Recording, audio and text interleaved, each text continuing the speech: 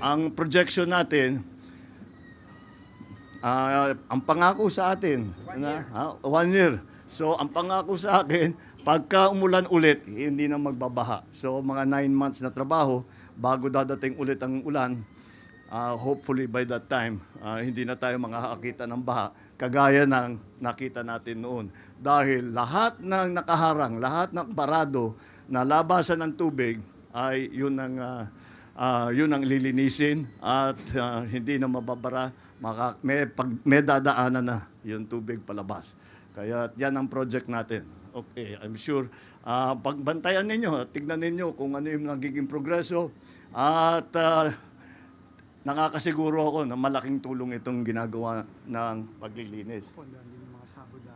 At hindi ba, pagkatapos malinis ito, hindi lamang ganito yung project, meron tayong gagawin na tinatawag na Sabo Dam.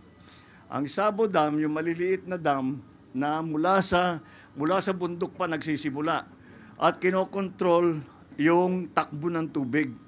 Kasi kung minsan malaki sa damage, yung dito sa Cebu, malaking damage dahil ang bigat, ang bilis ng takbo ng tubig, kaya ang daming sinira.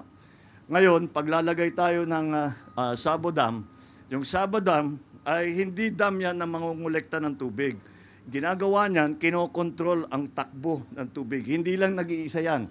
Siguro mga 3, 4, baka 5 pa sa papapuntang pababa.